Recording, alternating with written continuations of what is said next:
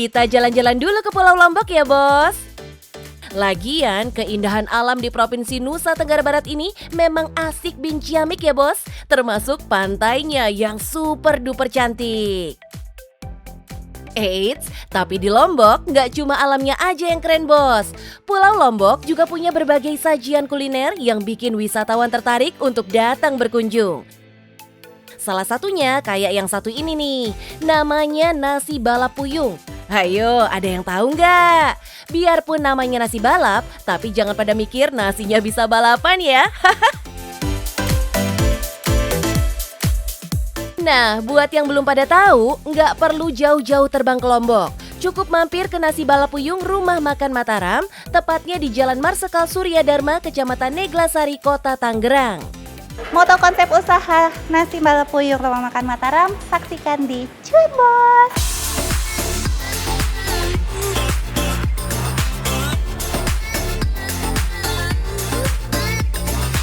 Oh iya, Bos. Rumah makan ini sempat viral karena pemiliknya seorang mantan pramugari yang cantik. Namun habisnya kontrak kerja membuat Mbak Kori memutuskan untuk membuka usaha sendiri.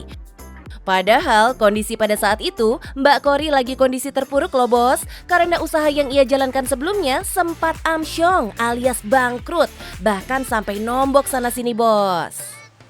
Saat itu saya baru saja mengalami kebangkrutan. Tapi saya masih terus berusaha untuk kayak, saya buka usaha apa lagi nih gitu ya, biar nggak bangkrut lagi. Akhirnya saya kepikiran satu makanan yang saya suka dan nggak ada yang jual di sini, di daerah saya tinggal. Cita rasa pedas khas Lombok memang menjadi daya tarik utama dari nasi balap puyung, Bos. Wah, kalau soal pedas sih memang favorit warga plus 62 ya. Ini juga yang menginspirasi Mbak Kori untuk mendalami kuliner khas Lombok. Waktu berprofesi sebagai pramugari, Mbak Kori beberapa kali mampir di Lombok sampai akhirnya tergila-gila dengan kuliner khas setempat. Rumah makan yang berdiri sejak Januari 2019 ini memang menyajikan banyak varian menu. Untuk menu bestseller alias yang jadi favorit pengunjung ada nasi balap komplit. Isinya terdiri dari seporsi nasi putih, ayam suwir, buncis, satu potong ayam, dan yang gak boleh ketinggalan sambal khas Lombok. Biasanya untuk satu paket nasi balap lengkap gini, harganya berkisar antara Rp19.000 sampai Rp30.000. Di Nasi Balap Puyung Rumah Makan Mataram ini, saya tidak meninggalkan khas dari Lomboknya sendiri, yaitu dibungkus pakai daun pisang dan juga agar ramah lingkungan. Yang namanya totalitas, pasti hasilnya nggak akan bikin panas. Dalam sehari aja, rumah makan milik Mbak Kori bisa menjual 500 porsi. Eits, sekalian aja kita utak-atik omsetnya deh, Bos. Harga seporsinya minimal Rp19.000. Terus dalam sehari bisa terjual 500 porsi. Berarti dalam sehari minimal bisa meraup Rp9.500.000 dong. Lah, terus kalau sebulan? Wah, jelas menohok, Bos. Selain nasi balap puyung, di sini juga ada menu pelengkap lainnya, seperti pelecing kangkung, kulit ayam crispy, sate rembiga, nugget ayam crispy, dan masih banyak lagi, Bos. Tapi, Bos, usaha Mbak Kori ini nggak melulu mulus dan lancar kayak jalan tol. Seperti yang diceritain sebelumnya, Mbak Kori pernah juga kok yang namanya merugi, bahkan hampir gulung tikar loh, Bos. Pernah banget kerugian fatal banget sampai ratusan juta. Itu udah lebih dari satu kali, berkali-kali bahkan. Pernah ketipu, pernah ada yang cheating karyawan, bahkan sampai ada kasus penggelapan lah sama karyawan sendiri. Waduh, kalau nggak punya mental sekeras baja, pasti udah nyerah tuh, Bos. Modal utamanya memang keyakinan dari hati, ditambah belajar dari kesalahan, Bos. Apalagi dengan adanya support dari sang suami dan keluarga, membuat Mbak Kori nggak semudah itu patah arang. Selain mengandalkan omset di rumah makan, Mbak Kori juga punya senjata lain nih, Bos. Yaitu sambal khas Lombok hasil racikannya sendiri. Asal tahu aja nih, Bos, Mbak Kori sampai jauh-jauh bawa sambal khas asli Lombok ke Jakarta buat bolak-balik eksperimen di rumahnya. Duh, ini dia bos. Kalau mau totalitas, memang nggak boleh setengah-setengah. Mesti gas terus. Melihat antusiasme yang ada, Mbak Kori juga udah planning bakal menambah karyawan dan beberapa cabang di luar Jakarta.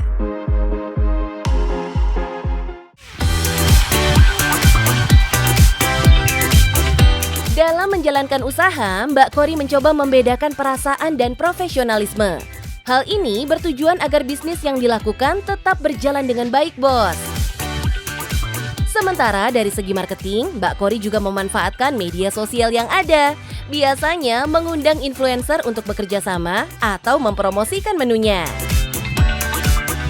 Nah, bos, ada tips berikutnya nih buat kalian yang mau berbisnis di usia muda. Pertama, sebelum memulai usaha, lakukan diskusi untuk membuat visi dan misi. Kedua, buat surat perjanjian atau hitam di atas putih dalam setiap kerjasama. Karena biar gimana pun bisnis ya bos, urusan pertemanan beda lagi ya. Ketiga, jalin komunikasi yang baik dengan seluruh karyawan. Karena komunikasi adalah salah satu kunci dari kesuksesan.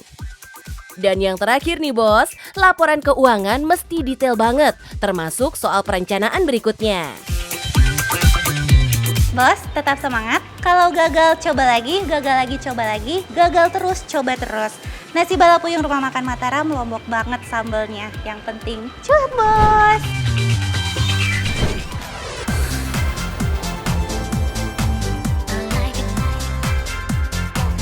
Hampir semua orang gak bakal memungkiri nikmatnya coklat ya bos. Mirip-mirip kopi, coklat punya banyak banget penggemar karena rasa olahannya yang cenderung manis. Nah, kalau pengen tahu sama pusat pengolahan coklat yang ada di Pulau Dewata, bos bisa mampir nih bareng keluarga ke Desa Cau Coklat di Kabupaten Tabanan. Di sini ada wisata tur coklatnya yang baru dibuka saat awal pandemi. Pada saat pandemi kemarin, omset kita turun banget. Tetapi kita tidak menyerah dan membuat Desa Coklat Bali. Mau tahu keseruan Desa Coklat Bali? Tetap di Cuan Bos.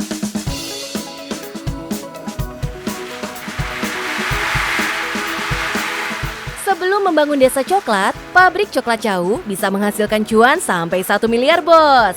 Namun karena pandemi, omsetnya bisa merosot tajam menjadi 75 juta rupiah. Makanya Pak Surya dan ayahnya Pak Alit puter otak biar bisa meningkatkan pemasukan. Dan jreng-jreng, lahirlah ide Desa Coklat ini. Memang gak salah sih inovasi membuka Desa Coklat ini. Lewat nama Desa Coklat, mereka bisa mendatangkan 1.000 sampai 2.000 pengunjung. Asik! Dulu Cau Coklat fokus pada perkembangan market internasional. Tapi saat ini kita fokus bagaimana market lokal dan domestik menjadi salah satu market yang paling penting. Kegiatan awalnya, pengunjung diajak untuk melihat kebun coklat seluas 33,5 hektar. Setelah itu, pengunjung dijelaskan mengenai jenis-jenis coklat dan dipersilahkan mencoba buah coklat langsung. Setelah diberikan edukasi, pengunjung dipersilahkan memetik buah coklat langsung dari pohonnya. Buah berwarna merah bata artinya layak untuk dipetik. Hasil petikan buah coklat tadi dibuka dengan pemukul dan diambil bijinya untuk difermentasikan selama 5 hari. Berasa kayak petani coklat ya bos? Jadi aktivitas ini memang cocok banget buat mengisi waktu liburan bareng keluarga.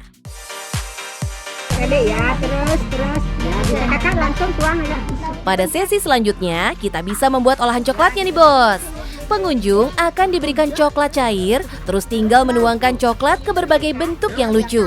Jadi memang ramah anak banget bos. Coklat-coklat yang dicetak ini lalu dibekukan dan bisa dibawa pulang sebagai oleh-oleh. Tapi kalau mau dimakan langsung juga bisa kok bos.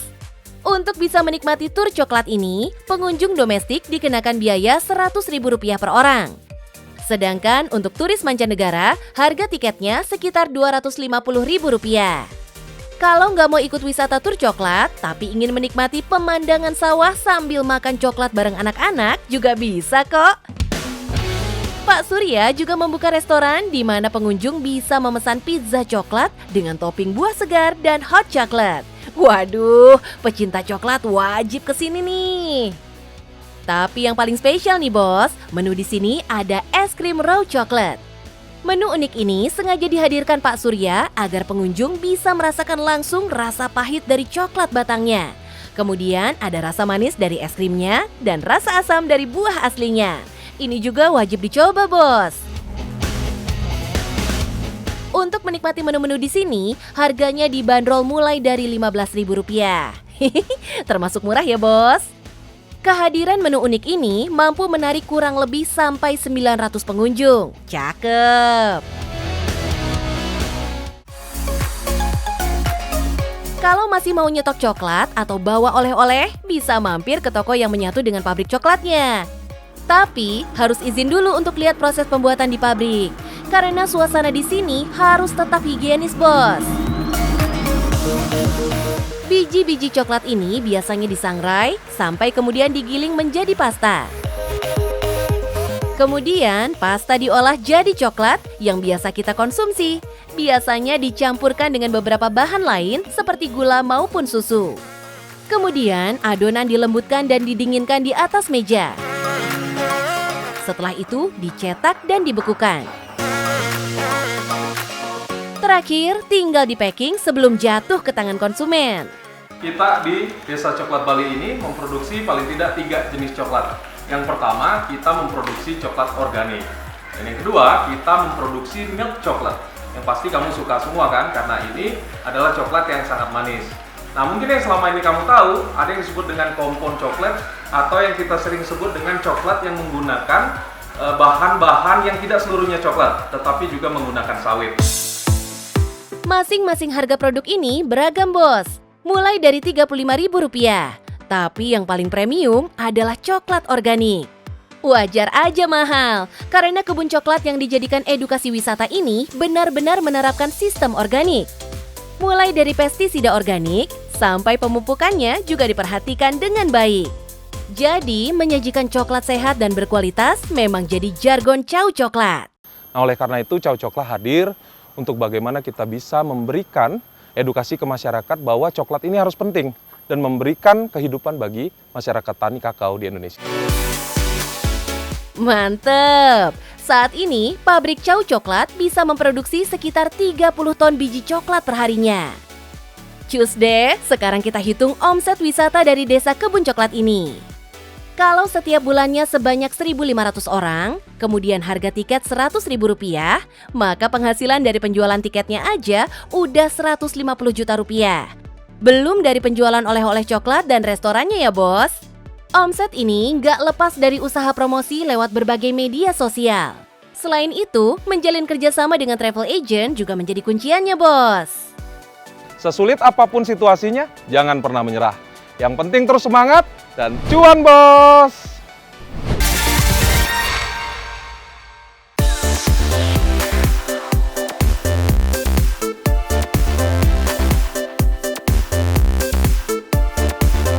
Bos, yang doyan jajan Chinese food, kudapan yang satu ini pasti akrab banget di lidah. Apalagi jenisnya ada banyak banget, bos. Dari yang kelas bintang 5 sampai jajanan kaki 5. Rasanya yang gurih, lezat, serta ukurannya yang mungil nggak bakal bikin kekenyangan. Pas banget kan buat yang lagi diet? Nggak cuma endes rasanya, ternyata bisnisnya juga bikin cuan, bos. Siapa sih yang nggak tahu dimsum? Mau tahu cara jitu kami dalam berbisnis? Ikuti terus. Cuan, bos!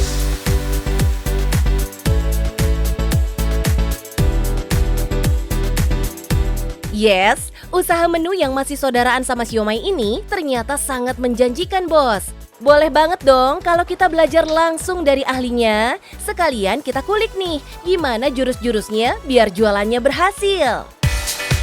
Pabrik dimsum milik Pak Teguh dan Budila ini berlokasi di kawasan Mekarjaya, Kecamatan Sukmajaya, Kota Madia, Depok. Dimsum yang diproduksi di sini banyak banget ragam macam toppingnya, bos. Ada dimsum mix, dimsum mozzarella, pangsit goreng, dimsum nori, tahu bakso, kebab, dan masih banyak lagi. Gimana? Udah pada ngiler belum nih sama rasa dan potensi cuannya? Hebatnya lagi bos, walaupun rasanya lazis, tapi harganya nggak sadis bos, alias murah banget. Eits, harga boleh murah, tapi kualitas tetap jadi yang utama. Dimsum di sini juga dibikin fresh setiap hari. Dimsum yang kami produksi ini dimsum halal, sudah ada sertifikat halalnya. Kami punya 20 lebih distributor atau stokis yang tersebar di Sumatera, Jawa, sampai Bali. Nah, salah satu kunci utama sukses berbisnis adalah memegang teguh prinsip dasar loyalitas bos. Maksudnya, pelaku bisnis harus punya komitmen kuat untuk menjalankan usahanya secara menyeluruh. Makanya, biar makin lengkap ilmunya, sekalian aja kita intip dapur pembuatan dimsumnya. Ini dia nih, tempat aneka macam dimsum tadi diolah. Meskipun bentuknya kecil dan mungil, ternyata pembuatan dimsum butuh banyak step, bos. Mulai dari bikin adonan isian dimsum dari daging ayam berbumbu, membungkusnya dengan kulit lumpia, menambahkan aneka jenis topping yang menggoda selera, hingga proses terakhir, yaitu pengukusan, bos. Satu hal yang wajib dijaga di dapur adalah soal kebersihannya, bos. Agar setiap produk yang dihasilkan terjamin kualitas dan higienitasnya. Tuh, 35 orang karyawan yang bekerja di sini wajib pakai penutup kepala, masker, dan sarung tangan. Widih, tangan masnya cepet banget kerjanya. Sat-set banget ya, bos. Oh iya, penasaran nggak dengan komposisi bahan yang bikin dimsum di sini jadi super yummy? Nah, ini dia rahasianya. Jadi dimsumnya pabrik dimsum itu dimsum premium karena komposisinya kami menggunakan 93%-nya itu daging ayam dan hanya 7% itu tepung dan bumbu. Setiap hari kami memproduksi 30.000 dimsum. Wow, mantap! Kalau seharinya terjual 30.000 potong dimsum, artinya dalam sebulan ada sekitar 900.000 potong yang ludes. Cuan banget nggak sih, bos? Eits, tapi jangan cuma ngebayangin banjir cuannya doang, bos. Tetap aja ada masa-masa sulit yang harus dijalani Pak Teguh dan istri sebelum bisnisnya sukses besar seperti sekarang. Mulai dari keterbatasan tenaga, karena memulai semua dari nol, mau nggak mau semua harus dijalani sendiri, bos. Nggak mungkin dalam waktu singkat bisa merekrut banyak orang sekaligus. Jadi intinya, pelajari semua hal dari seluk-beluk usaha yang mau kita jalani. Lumayan berat sih, bos. Tapi kalau ada niat, pasti ada jalan kok. Bener kan, Pak Teguh? Dari yang awalnya aja, dulu saya kerja. Saya kira usaha itu enak. Ternyata pas saya jalanin lumayan juga gitu. Pas di saat kita kerja itu kita cuma fokus terhadap apa yang kita kerjakan aja. Sedangkan waktu usaha, saya harus ngerangkap istilahnya jadi orang yang produksi juga, kemudian jadi bagian finance juga, jadi operasional juga, kemudian harus promosi juga, harus jualan juga. Dari situ berarti semua hal itu memang harus kita pelajari dan kita kuasai gitu. Yang namanya rezeki nggak bakal tertukar, bos. Asal bisnis kita jalankan dengan jujur dan punya daya saing yang sehat di pasar, pasti satu demi satu kendala akan muncul jalan keluarnya. Misalnya nih, di zaman serba sosmed seperti sekarang, promosi via media sosial bisa digenjot gaspol, bos. Marketingnya memang menyasar kaum pecinta ngemil yang hobi berselancar di dunia maya. Jadi buat teman-teman nih yang berjualan, jangan putus asa, karena siklusnya itu selalu kita hadapi setiap tahun itu pasti kita hadapi masalah-masalah yang sama.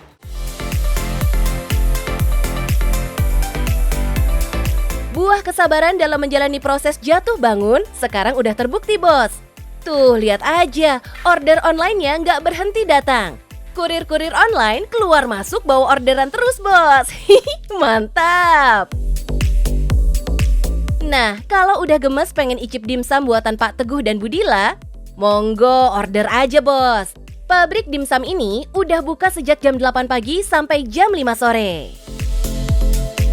Buat kalian yang mau berbisnis, modal itu bukan cuma uang loh. Butuh niat, tenaga, ilmu, dan kemauan untuk belajar terus-menerus. Dan yang penting, cuan bos!